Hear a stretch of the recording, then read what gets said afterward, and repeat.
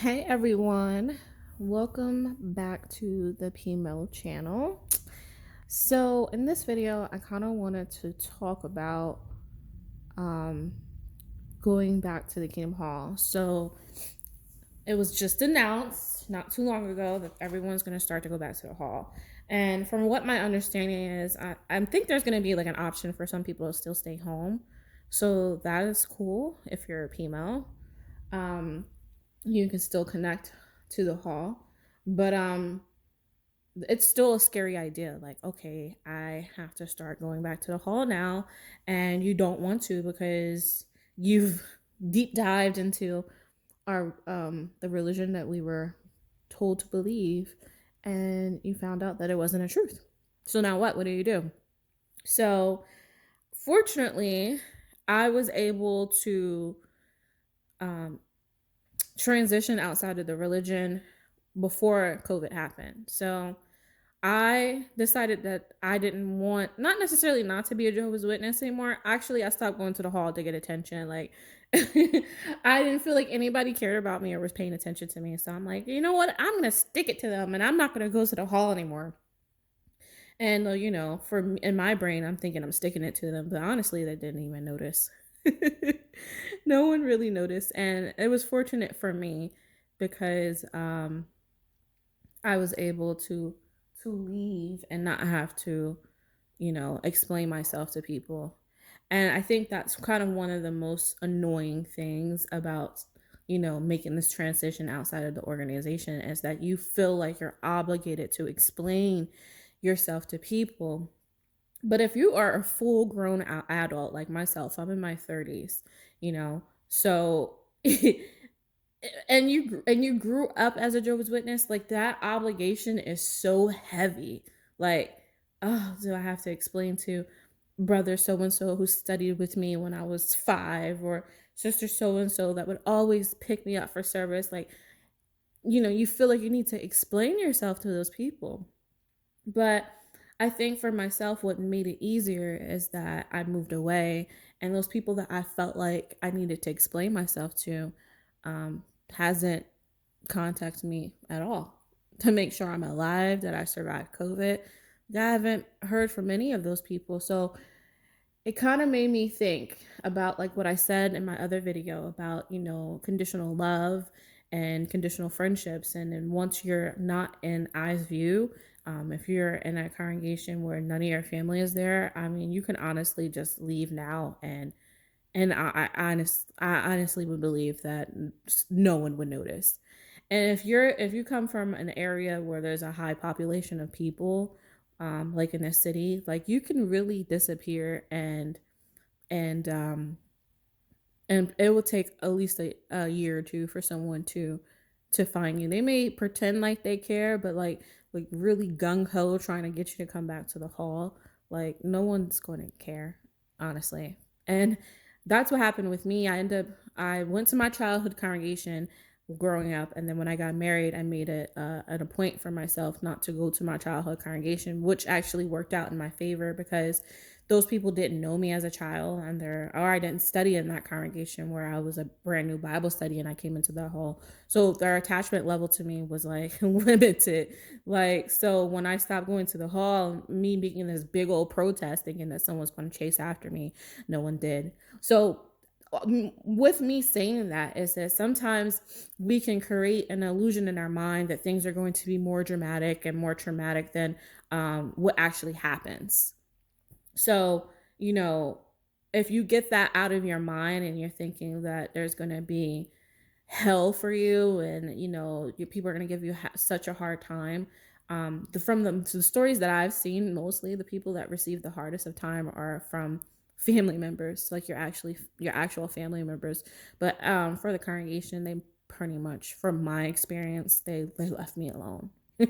No one ever reached out to me until like maybe a couple weeks ago, but that's a whole nother conversation. But um so yeah, also, in addition to that, you need to remind yourself that no is a complete sentence.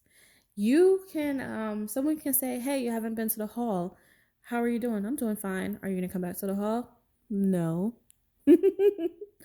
Or you can say it a little bit nicer, like, "Oh, you know what? I'm just not ready to come." You know, you can always use that excuse. I'm just going through a lot and I'm not ready to come. And what you can do is just allow those people to read whatever scripture they want to read to you and let them be kind. And I guarantee they'll quit. This is still volunteer work, unless these people like really, really love you, no one's going to sit and harass you, you know, about where you are and why you're not there. Again, you're giving the situation too much power, I don't, I don't think, I feel like the love is disingenuous, right? So while you're there in their face, they're going to be stressed about the things you're doing and what you got going on. But I'm telling you, the moment that you just leave, it's like, oh, I thought these people really cared about me, and I'm sitting here worried about what they're going to say because they haven't seen me at the hall, and then and then you stop going to the hall, and then no one notices. That cuts deep. So spare yourself, spare yourself the trauma from that, thinking that people really care about you and you don't. For myself, so in 2018, what I did, I had to reevaluate my association because from where I was standing, I would have been by myself. So what I did is I stopped going to the hall, but I still maintained friends with people that were still active in a congregation. But because I was in a completely different hall, in a completely different area where people really didn't know my family or my friends, they couldn't give the people that I'm close to an idea of my spirituality or where I was at spiritually. So I could still have my association and still figure out my transition outside of religion. I do have family members that are not Jehovah's Witnesses. So I took that opportunity in 2018 to really sit down with them and talk to them and get their viewpoints and, really digest my thoughts and get different people's perspective. When you grow up as a witness, you only have one perspective.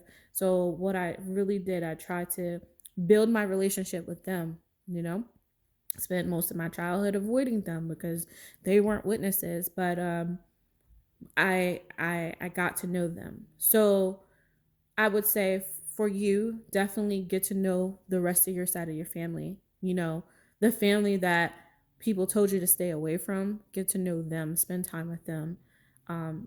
If you want to take it slow. If you just want to rip off that band-aid, I mean, just jump in the pool by all means. But this is what I did. This is what helped me to get to where I'm at right now.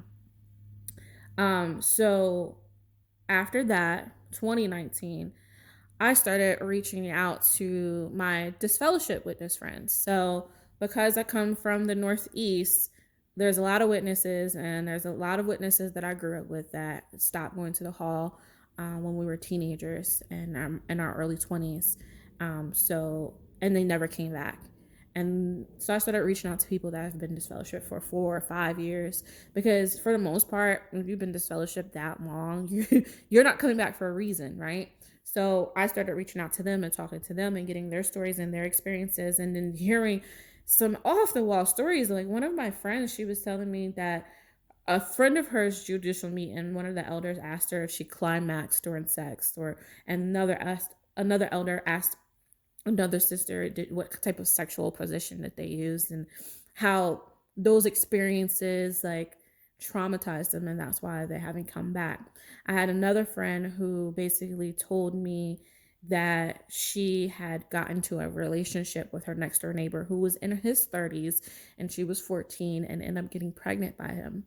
And so instead of the elders calling the police on the neighbor, they threatened to disfellowship her. So I remember when I was younger, she just disappeared. I didn't see her anymore. Well, was pregnant, and her father was not a Jehovah's Witness, so he came, took her to get her abortion, and then she moved in with her father. And her father said she couldn't come back to her mom's house. And this whole time, I've been shunning this girl, and she's went through hell. Like, she went through trauma, and and I just felt terrible about that. I had another friend tell me about a mutual friend of ours not sexually, but exposing himself to them out in field service, and just telling me all kinds of stuff that happened within a congregation that I wasn't aware of. And you know I'm like, oh, well, this is why these people aren't coming back. You know, now it makes sense. So during 2019, I really focused my time on building relationships with those people, still pretending that that I'm still going to the hall for my family members. So I'm still pretending for my Jehovah's Witness friends, but I'm slowly cutting off my Jehovah's Witness friends now. So hanging out with my family, hanging out with my disfellowship childhood friends, which is, I mean, if you live in an area where the disfellowship rate is high, I would really take advantage of that, because to have to communicate with someone that has experienced what you have experienced, and they understand the complex emotions that we're feeling, you know, especially those who have grown up as Jehovah's Witnesses, like our thoughts and the complexity of our thoughts is so deep and so dynamic that, you know, when you're just talking to a person that's not a Jehovah's Witness, they're like, what are you talking about? Why is that? Why does it even bother you? Like, do what you want to do. And I'm like, you don't understand. Like, I have trauma. Like, I'm trying to explain it to you. I just can't just do, you know? I have to like work it out in my brain and convince myself that a lot of things that I want to do and participate in isn't a sin anymore. So that was year two. Then 2020 came, and the world was going to end, and then and then at that moment I had to really sit back with myself and be like, you know what, is do I firmly believe that this is not the true religion? Because this is not the time to make such a rash decision. And what happened was I ended up moving to another state, and I actually had to go back to the hall for 6 months, but it was through Zoom, because we were staying with witness family members. So I had to do the meeting again, and I was already 2 years separated from it. So in 2020, I did go to the meeting for about like 5 or 6 months, and then or less, maybe 4 or 5 months. But then we end up getting our own place again, and then I went back into my routine. But the thing about that for me is that I was, when we moved down here, my husband moved our cards to my family's congregation. So now I'm kind of like in this weird space with my witness family, because I haven't really told all of them that I don't want to be a witness anymore. So some of them know and some of them don't. And I haven't been participating in the Zoom meetings. Or my husband, he'll just come on camera and do it by himself. And I feel like that's a little bit passive aggressive, because he knows that I haven't told my at the time, I didn't tell my cousins. We were staying with my cousins, so I haven't told my cousins that I didn't want to be a witness anymore. But I felt like he was just like turning on his camera to be like, look, I'm the long suffering husband, and I'm sitting here doing a Zoom meeting by myself, and my wife is just out being a worldly witness. Like, I don't know, I feel like when he did that was a bit passive aggressive. But I'm like, well, you know, you don't have to have the camera on, like, because I just wasn't ready to tell them, you know, that I wasn't actively going to the meetings for a reason. But I did tell one of my witness cousins down here that I didn't want to be a witness anymore. And honestly, I don't know the status of that. I think he's really honestly just kept that between me and him. And but I think people have put two and two together, because we live on the other side of town, right? So honestly, we shouldn't even be in that congregation. But he hasn't said anything to anybody about our conversation, but I did notice the invitations to his house have been limited. You know, that has changed. But he doesn't really treat me any differently, or he hasn't said anything to my uncle, who's an elder, and his wife is a pioneer. They haven't reached out to me at all. So I think I'm doing pretty good with my transition. So this is year three. This is the PIMO experience for someone that wants to take it slow. Okay, if you want to rip off the band-aid and put your disassociation letter in, this isn't the video for you. Okay, this video is for people that are just want to take it slow. So 2020 kind of messed up my plan of just totally disappearing, and I had to come back. But then, you know, now I'm like officially out now. So now I've been just studying myself and getting to know myself. I do have two friends So I let go of all of my Jehovah's Witness friends. I had two friends that were still actively participating within the organization, and I remember when I was going through my stuff in 2018, reaching out to one of those friends and talking to her about how I was feeling.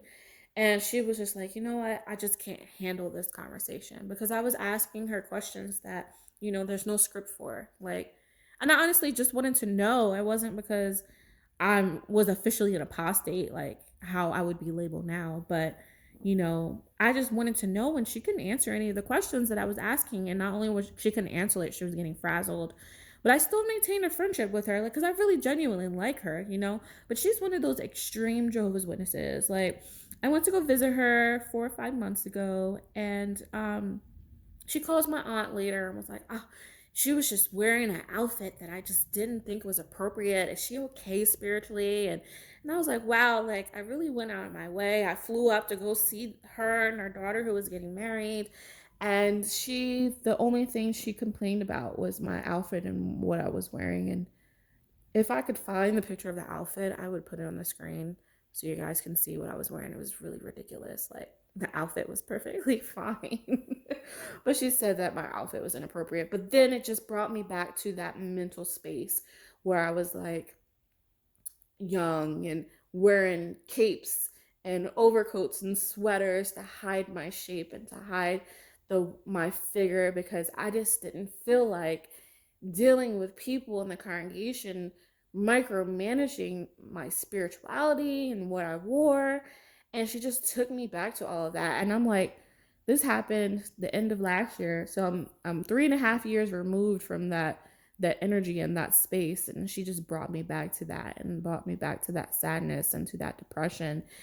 And then I just kind of like taught to myself, and I said to myself, I'm like, I would want people being 100% genuine around me if I include them in my space. So I think it's unfair of me to be disingenuine and not really tell her the truth about me not wanting to be a witness anymore, just so I can be her friend. And I kind of just got to the point where, like, you know what, I need to just cut her off. So I just stopped talking to her. And then my other friend, I did try to tell her. Um, and she was like, she did one of those things like, hold on, let me call you back. Then she never called me back. And I was like, you know what? That's just not my friend. And I just have to leave it at that. I have another friend that was disfellowship, just got reinstated not too long ago. And I told her, she wasn't in the list of people that I reached out to, because she had just got reinstated disfellowship last year and reinstated this year. But I was actually kind of afraid to tell her because I thought she would be on more of the super Jehovah's Witness side, but she was actually pretty cool about it. We still talk to each other pretty regularly. Last time I just got off the phone with her, maybe last week, and we stayed on the phone for 4 hours. So fortunately, maybe not good for the Jehovah's Witnesses, but from the area that I came from, there is a lot of us 30-year-olds, like people in their 30s and 20s that have left. And they haven't left because they're out when they have sex or have orgies. They're leaving because of doctrine. And when I sit and I talk to them, they're all pretty much saying the same thing, you know? So here's me, year 4 of my transition out of the religion. And I've just been starting to become a little bit more bolder in the way I feel. And my aunt, turns out that she and her husband kind of feel the same way too, but they're still, participating in the meetings. But it's more so my uncle, my aunt's husband. He's really like, no, this doesn't make sense. This is not right, you know. And I sat down with my aunt and I explained. And the crazy thing is, you know, when you learn about the truth, someone has to first explain what you believe. Because for me, I had no idea what the 1914 doctrine and a generation and this and a generation, I had no idea what that meant. Like, what are they talking about? So the only time I really understood it is when an apostate, an XJ Dub, broke down the doctrine for me. And I'm like, oh, well, this is why they don't make it clear in the Watchtower, because if they made it clear, to people about the 1914 and how it's based off of pareinology, how, they used to stand on the Brooklyn Bridge and wait for the rapture. They keep all of that. They keep all of that out, right? They just said, oh no, now it's an overlapping generation, and it's just me because I didn't understand the doctrine from the beginning. I'm like, oh okay, la la la la. So here's me explaining the whole thing to my aunt. Like, I said, do you understand this whole generation thing? She's like, I don't know. I just know the end is near. And I'm like, well, let me explain it to you. And I broke it down the most layman's terms like ever. Like, I work in dentistry, so when I explain to people about cavities, I don't say, oh, the acid from the food is deteriorating your teeth and that's why you get a cavity. I say, oh, there's a hole here because you're eating too much sweets. Like, keep it simple. So with me explaining to my aunt our religion, or my used to be religion, her religion now, explaining the doctrine to her and very simply, and then explaining to her why it's silly, she was like, oh, I never knew that. Well, yeah, that doesn't make sense. Well, what else did you research? And then I'm like, wow, like, me being so worried about how my family and friends receive the fact that I didn't want to be a witness anymore, um, a lot of it I had unnecessary fear. You know, for the people that I really cared about, for the most part, they have respected me, and no one's have to push me. But again, I'm still walking that line. I could still walk in the hall and give an answer. I could still turn around and go out in service tomorrow if I really wanted to. But I haven't really expose myself as someone that doesn't want to be a witness anymore. They just don't see me. I just don't participate in anything. So I'm interested to see maybe within like the next year or so what I decide to do with my life and the things that I decide the direction I decide to go, and really see how people react to me. But if you're PIMO, I hope that you took 2020 as an opportunity to start cutting people off and developing new friendships and really investing your time and spending time with your family. And don't feel like you have to go and start making YouTube videos and saying, I'm not a Jehovah's Witness because of X, Y, and Z. Like, you don't have to do that.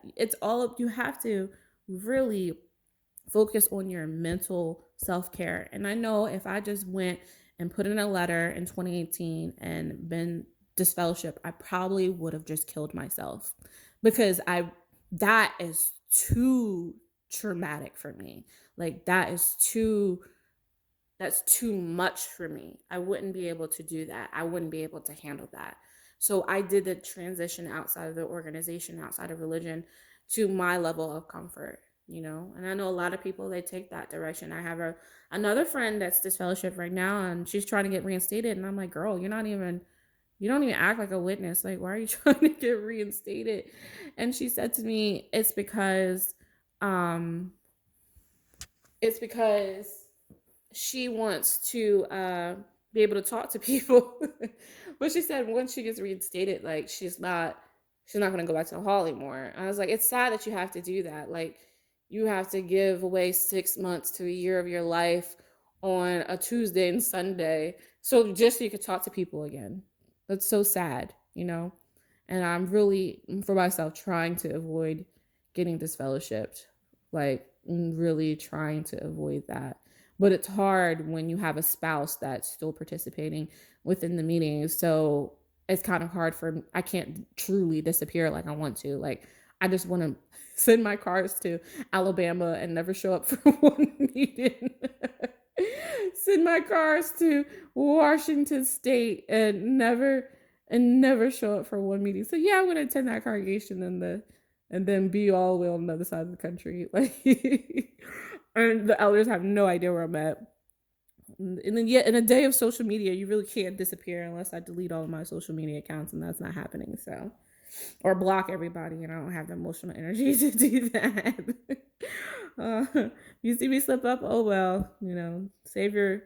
Maybe I should change your phone number. Change your phone number. I haven't done that yet, but I need to do that. I started deleting people out my phone. But all that being said, like, I feel like a weight has been lifted off my shoulders. But if you want that weight to go away faster, you got to do it a little bit more aggressively than what I did. But, doing something like that and just totally going cold turkey on being a Jehovah's Witness is not going to be easy, but that's definitely something left for the strong-willed. And for myself too, I've been and during this time I've really been getting familiar with my personality and getting into astrology. But again, that's something that I can probably say for another video, because that's actually kind of helped me to get to know myself a little bit better. So anyway, I hope that I was able to give you some type of advice, for April 1st. No is a complete sentence. You do not have to go back to the hall, and don't make anybody make you feel like you need to do it, because only a fool will return back to that. You put your clown costume on now, because just like it's your life, you know. This is your life. You only get one life. I mean, I'm not saying that I have a new religion where I'm promising you heaven or a paradise. I don't know where I'm going, but all I'm aware of is that for right now, I'm only conscious of what I'm doing right now. And what I right now I want to do is not none of that. So this is my life, and I get to do whatever I want to do. And you really have to remind yourself we are not slaves to anything anymore. Like, we don't have to be slaves to anything. Like, you can be truly free. So just take one step at a time. And if you need any advice, you can leave it in the comments below. Also, if you enjoy this video, you can like, you can comment, you can subscribe. I don't really say that. Maybe I should start saying it going forward, but that's just an automatic assumption because we're on YouTube. But I'm gonna try to stay up on my content and come up with some more topics to talk about. But until the next video, we'll catch up again.